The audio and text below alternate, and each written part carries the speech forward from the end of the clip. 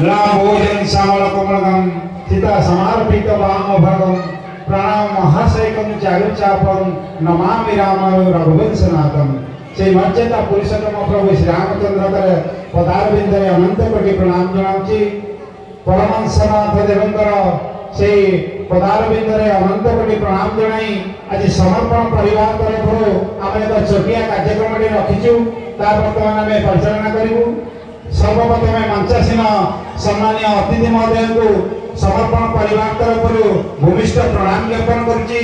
आज उपस्थित थिबा समस्त गुरु गुरुजन एवं माँ मान को समर्पण परिवार तरफ हार्दिक शुभेच्छा अभिनंदन एवं यही महादेव घोषनाथ पीठ में जो जलराशि करने लगी आज भक्त मैंने उपस्थित अच्छा समस्त शुभेच्छा और शुभकामना ज्ञापन करुचु।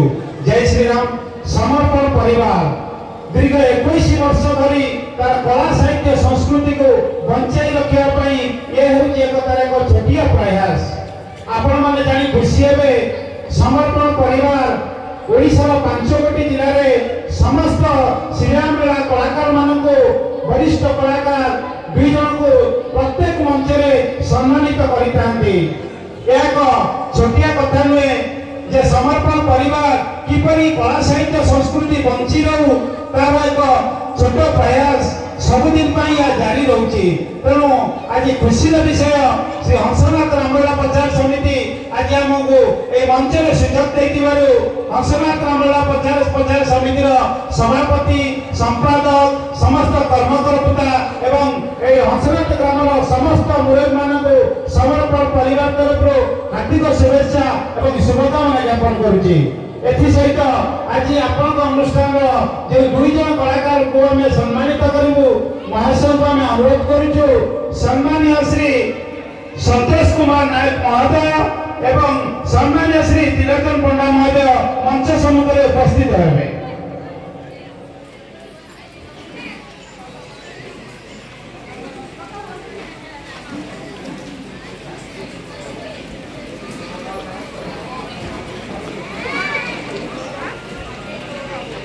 निवेदन रखिबू समर्पण परिवार सदस्य श्रीयुक्त निताई चरण महाराणा एवं प्रभात स्वयं को से उत्तर दे सम्मानित करेंगे।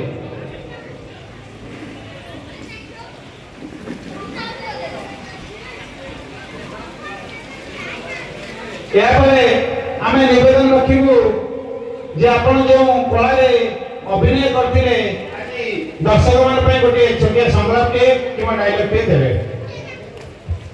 जाऊ खुशी लगुच आनंद कथा समर्पण परिवार गर्वर कथा ए माटी रे आदि समर्पण परिवार आसुती बहुत आनंद खुशी पवित्र माटी।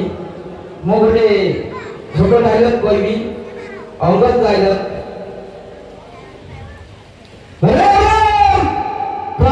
रावण कुमार जड़ी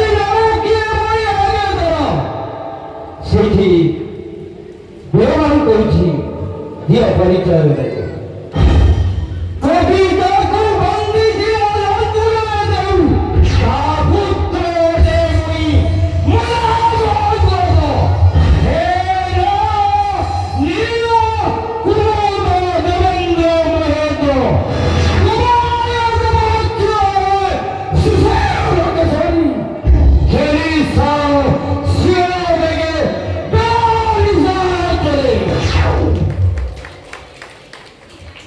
जाओ छोटा डायलॉग आ गोटे डायलॉग कहबी दूत डायलॉग कि करुणी महाराज कहिले विदीर्ण हुए जाति कि करुणी महाराज कहिले विदीर्ण हुए जाति तर भाता विभीषण भीषण मंत्रणागे वृक्ष कवि बधिले राक्षस।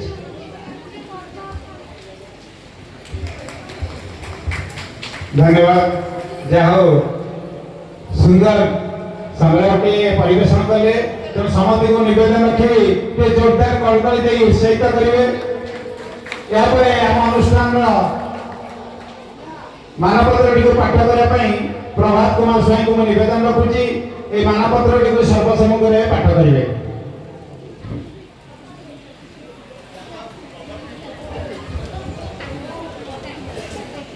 जय सीताराम।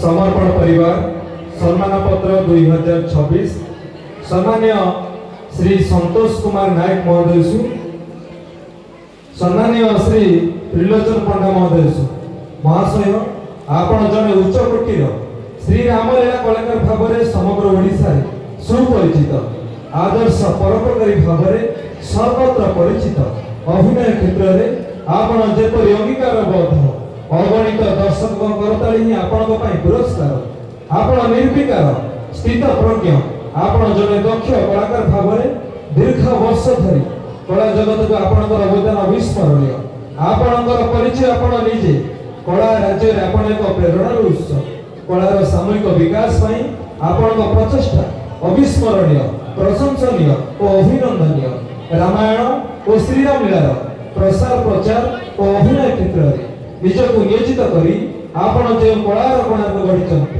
सही सफलतार सारथी स्वरूप समर्पण परिवार आपण समस्त कृतित्व को सम्मान जनाई आज यही महोत्सव अवसर आपण को सम्मान प्रदान करने सहित भगवान श्री रामचंद्र निकटरे आपण दीर्घ निरामय जीवन कामना करुछु आपण समर्पण परिवार तोता पोखरी नुआ बजार कटक जय सीताराम जय श्री राम मु वर्तमान निवेदन रखुची आम अनुष्ठान टांगीर संयोजक श्रीयुक्त मानव बारिक से मानपत्र को द्विपद समर्पण परिवार तरफ से वक्तव्य रखी ए मानपत्र को पाठ करने अतिथि मान निमंत्रण करेंगे।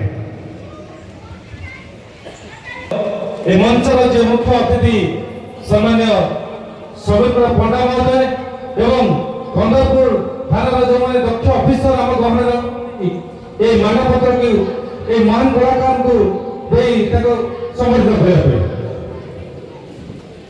सहित मंच उपस्थित आमर गुरुश्री विश्वजित पटेल महोदय को अनुरोध करी सहयोग करने गुरु बाबू बंधु को अनुरोध करी सहयोग करने उत्साहित करवा कहीं गोटे कलाकार